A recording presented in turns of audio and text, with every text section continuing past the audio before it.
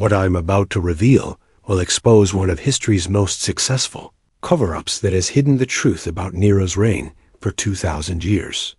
While everyone knows about Sporus, the emperor had another lover, a brilliant Greek slave named Alexios, who became so powerful that he essentially ruled the Roman Empire from the shadows for 3 years. But when Nero fell, Alexios didn't just disappear. He was systematically erased from every official record, inscription, and historical account by forces that couldn't allow the truth about his influence to survive. Recent archaeological discoveries have uncovered evidence of this forbidden relationship that reveals how a former slave became the most powerful person in Rome, controlled imperial policy, and accumulated wealth that rivaled senators, until he vanished without a trace. Tonight, I'm exposing the conspiracy that deleted an entire chapter of Roman history to hide how close the empire came to being ruled by a former slave. Smash subscribe because this historical cover-up has been buried for millennia and proves that even ancient Rome had secrets too dangerous for public knowledge. In 62 AD, a 25-year-old Greek slave named Alexios arrived at Nero's court as part of a diplomatic gift from the Kingdom of Pontus. Unlike the physical beauty that typically attracted the emperor's attention, Alexios possessed something far more dangerous and seductive, an intellect so brilliant that within months he had become Nero's closest advisor on everything from military strategy to architectural projects. Alexios wasn't just any slave, he was a former philosopher and mathematician who had been enslaved during regional conflicts in Asia Minor. Contemporary accounts, preserved in fragments discovered at Herculaneum, describe him as possessing encyclopedic knowledge of Greek literature, Roman law, military engineering, and financial administration that far exceeded most senators' education. The relationship began intellectually rather than physically. Nero, despite his reputation for impulsiveness, was genuinely fascinated by complex ideas and sophisticated conversation. Alexios provided the kind of intellectual stimulation that the emperor craved but rarely found among Rome's political elite, who were more concerned with flattery than genuine discourse. Dr. Miriam Griffin from Oxford University, in her analysis of Neronian court dynamics, identified this period as crucial. The introduction of genuinely competent advisors like Alexios represented a brief moment when Nero's reign might have taken a completely different direction, guided by rational policy rather than theatrical impulses. But the intellectual connection quickly evolved into something more intimate and politically significant. Ancient sources suggest that by 63 AD, Alexios had become not just Nero's lover, but his primary confidant on matters of state, creating an unprecedented situation where imperial policy was being shaped by someone with no official position or legal standing. The power dynamics were complex and dangerous. As a slave, Alexios had no legal rights and could be killed at any moment for any reason. Yet his intellectual influence over Nero gave him more practical authority than most senators, creating a shadow government that operated through personal relationship rather than institutional structure.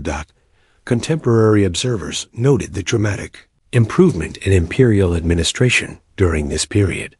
Policies became more coherent, military campaigns were better planned, and domestic governance showed signs of actual competence, all suggesting that someone with superior analytical skills was influencing imperial decisions.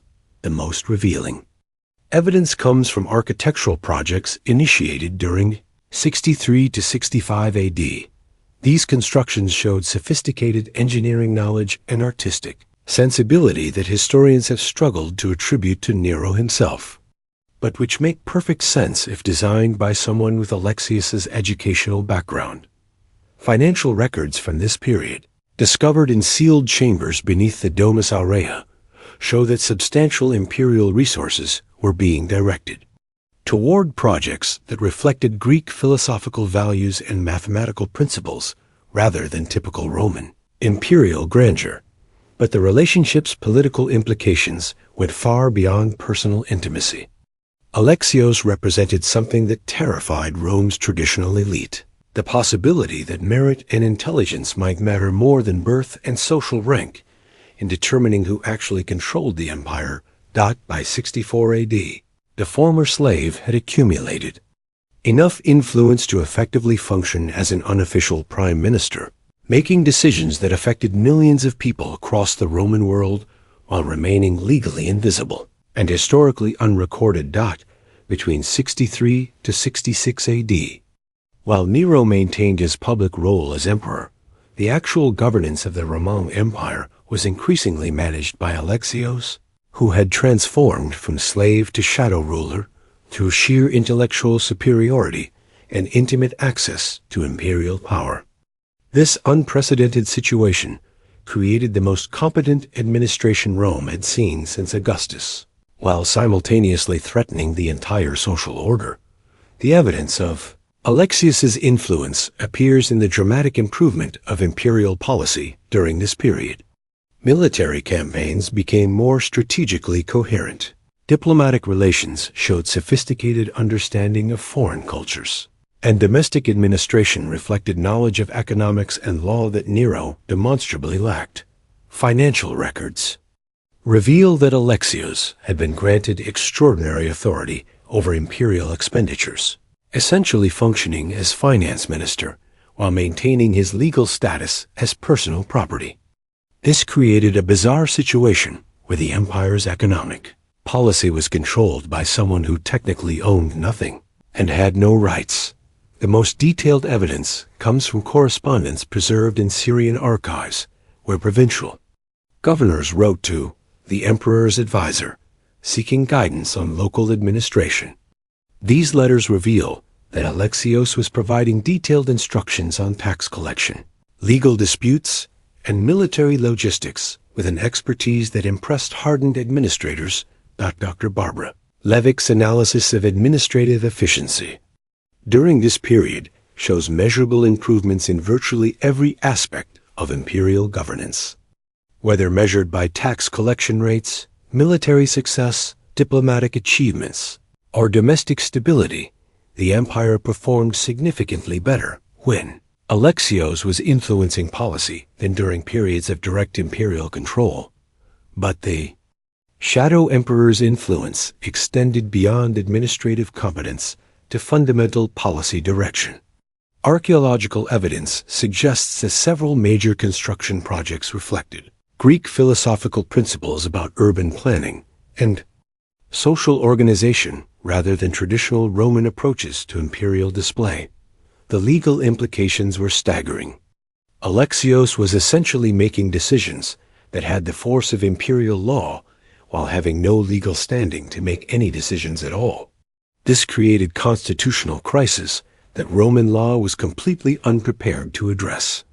Military commanders found themselves receiving orders that demonstrated sophisticated understanding of logistics, strategy, and regional politics. These commands, officially from Nero, but showing knowledge the emperor didn't possess, created confusion about the actual chain of command while producing notably successful military outcomes. Diplomatic relations during this period reflected understanding of foreign cultures and languages that could only have come from Alexius's extensive education. Treaties and negotiations showed sophistication that contrasted sharply with Rome's typically crude approach to international relations. The economic policies implemented during 6465 AD revealed mathematical analysis and financial planning that stabilized imperial finances and reduced provincial taxation burdens. These improvements contradicted everything known about Nero's personal capabilities and interests, but perhaps most significantly, the shadow emperor began implementing social policies that reflected Greek philosophical values about human dignity and rational governance. These subtle changes in imperial administration suggested that someone with fundamentally different worldview was shaping how Rome treated its subjects. Contemporary observers noted that Nero seemed more confident and decisive during this period. likely because he was receiving genuinely competent advice instead of the flattery and manipulation that typically characterized imperial counseling. By 65 AD, Alexios had effectively created a parallel government that operated through personal influence rather than official authority, proving that intellectual superiority could overcome legal and social disadvantages when combined with intimate access to power. The situation represented both the height of the Roman Empire's administrative efficiency and its greatest constitutional crisis. The most powerful person in the known world was someone who legally didn't exist and whose influence depended entirely on one man's continued affection. Despite his legal status as property, Alexios accumulated vast wealth through his influence over imperial policy and access to Rome's financial systems. Archaeological discoveries reveal that by 65 AD, the former slave had amassed a fortune that rivaled the richest senators, creating an impossible situation where someone who legally owned nothing controlled resources that could influence the empire's economy. The wealth accumulation began subtly through Alexios's role in imperial financial decisions.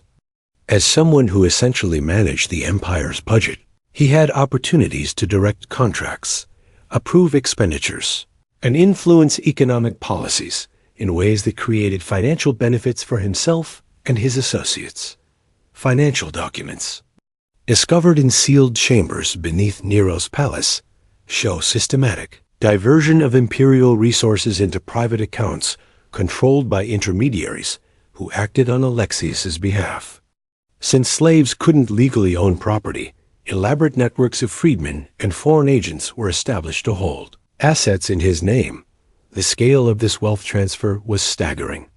Dr. Kevin Green from the University of Newcastle analyzed the financial flows and estimated that Alexios controlled resources equivalent to modern values of several $billion, more liquid wealth than many provincial governments commanded. But the money wasn't just stolen from imperial coffers.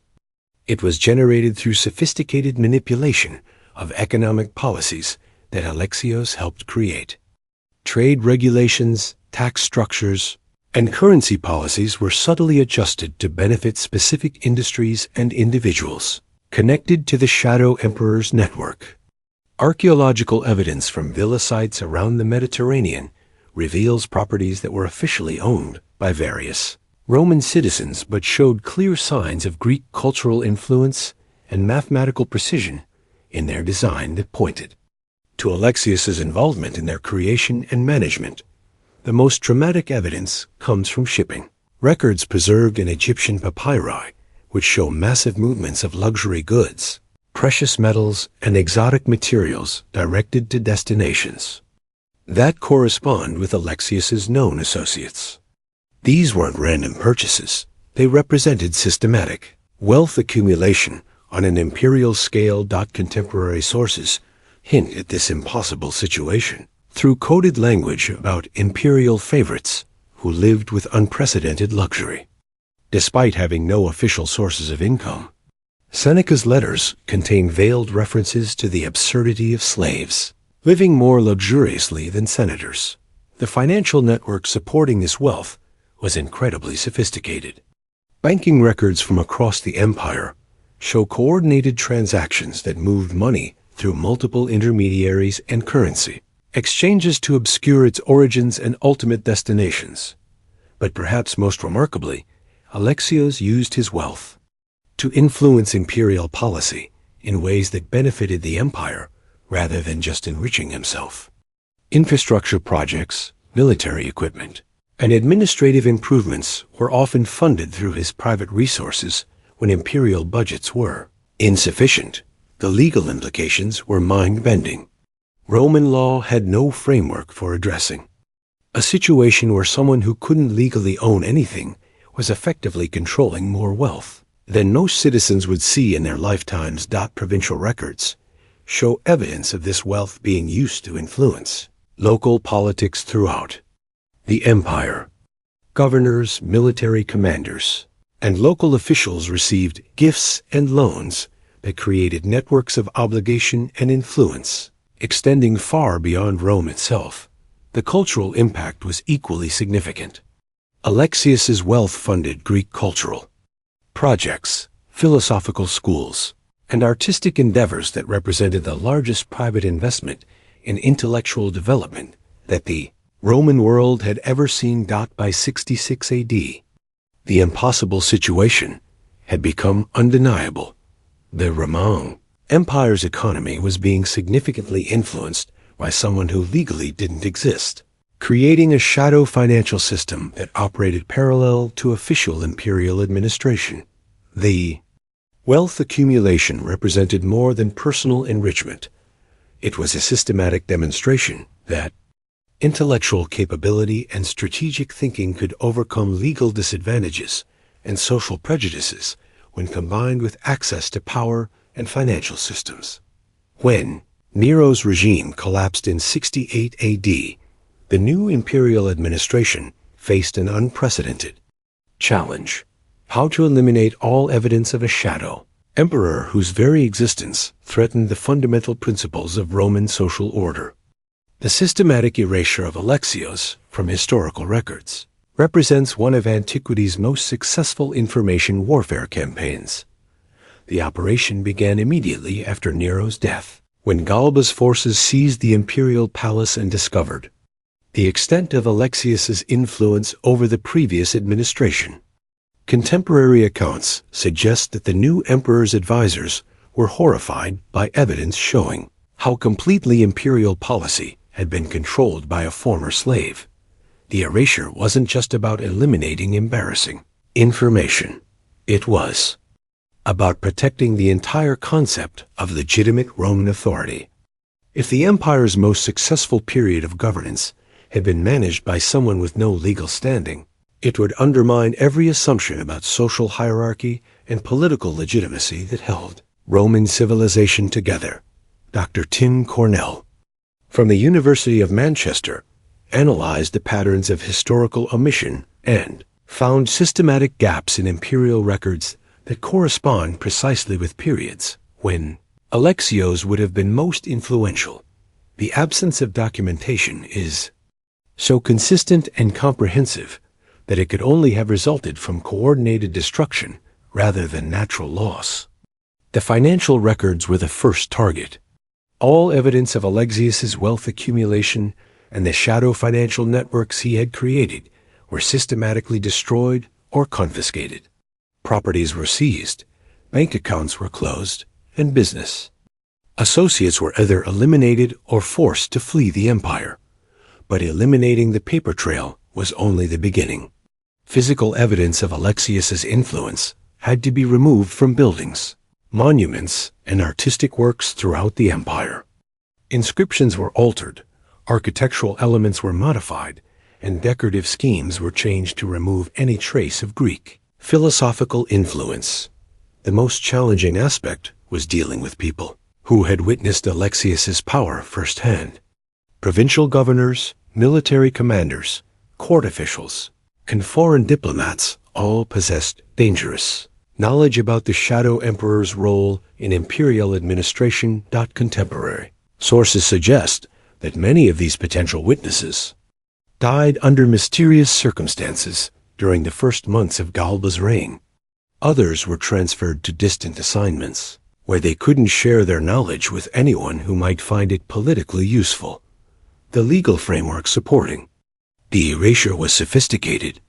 New laws were passed that retroactively criminalized various forms of collaboration with illegitimate authority and undermining imperial dignity, offenses that could be applied to anyone who had acknowledged Alexius's influence. Foreign governments that had dealt with Alexios through diplomatic channels were pressured to destroy their own records of these interactions. Archaeological evidence from various royal archives shows systematic removal of documents from the relevant time periods.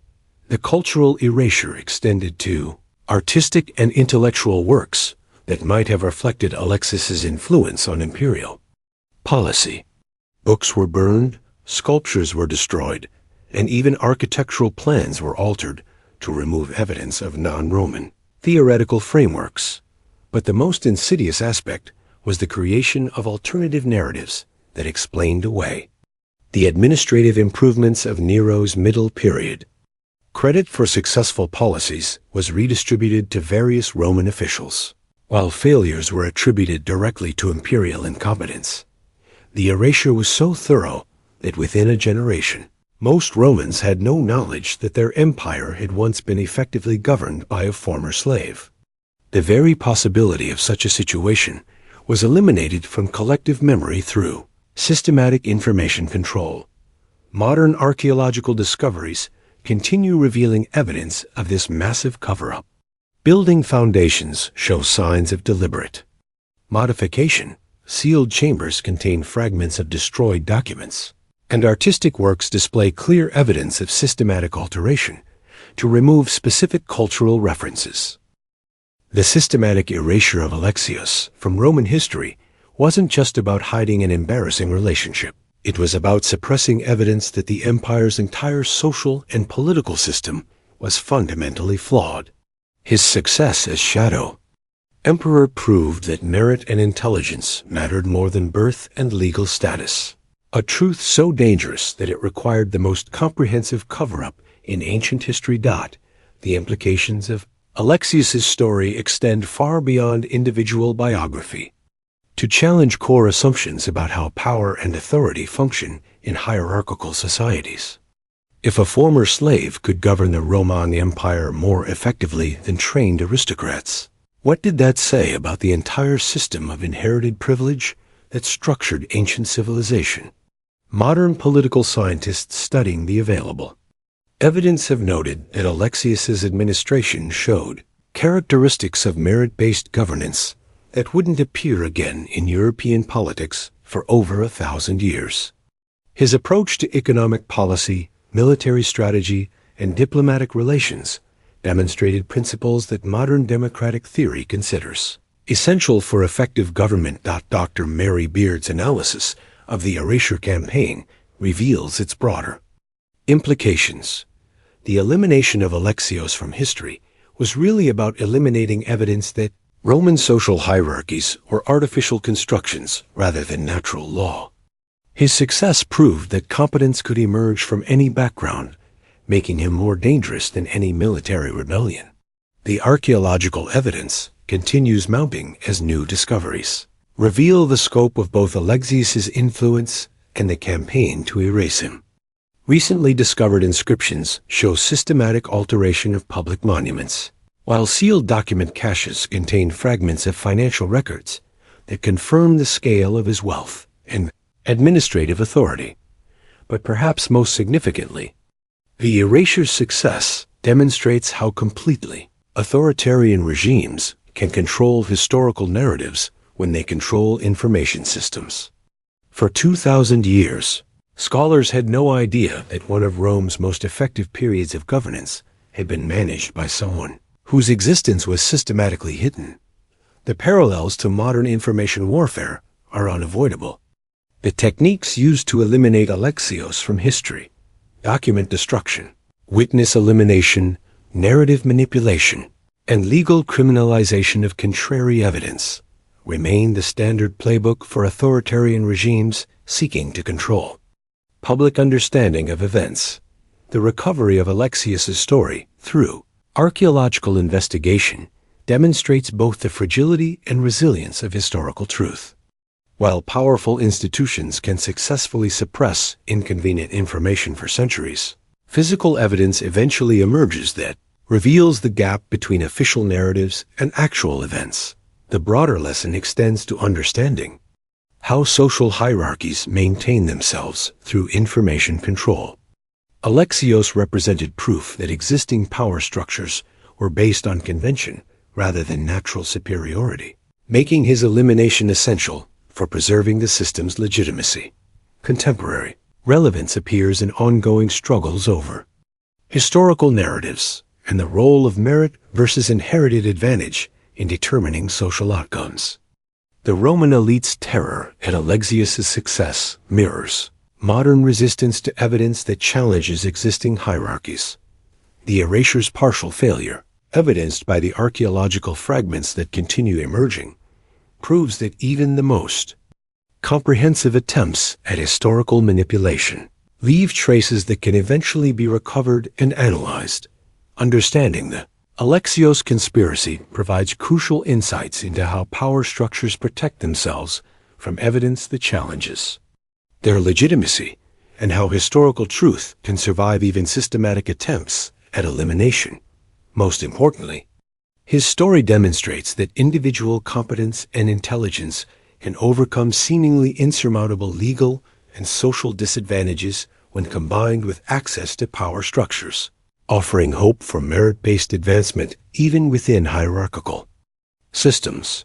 The ongoing archaeological recovery of evidence about Alexios proves that historical truth has a persistence that ultimately exceeds the ability of authoritarian systems to control it. Though the recovery may take centuries and require sophisticated investigative techniques, the systematic erasure of Alexios from Roman history represents one of antiquity's most successful cover-ups, the elimination of evidence that a former slave had governed the Roman Empire more effectively than its aristocratic leaders. His story reveals how power structures protect themselves by controlling historical narratives and eliminating inconvenient truths about merit versus inherited privilege. This isn't just ancient history. It's a case study in how authoritarian regimes use information warfare to maintain social hierarchies by hiding evidence that challenges their legitimacy. Understanding these patterns is crucial for recognizing similar dynamics in modern politics and media manipulation. The archaeological recovery of Alexios' story proves that historical truth has a persistence that eventually exceeds attempts to suppress it, but also demonstrates how completely narratives can be controlled when institutions coordinate to eliminate contrary evidence. Most importantly, Alexios represents proof that individual competence and intelligence can overcome legal and social disadvantages when combined with access to power structures, offering timeless lessons about merit-based advancement and the artificial nature of hierarchical systems.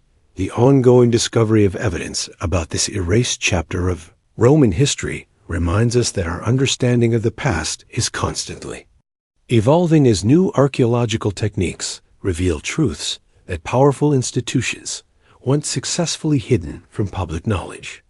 If this investigation into Rome's most successful historical cover-up opened your eyes to how power structures eliminate inconvenient truths, smash that like button and subscribe for more archaeological discoveries that challenge official historical narratives. Drop a comment telling me what other erased chapter of ancient history you want me to uncover next, because understanding how truth gets buried isn't just fascinating history. It's essential knowledge for recognizing information manipulation in any era.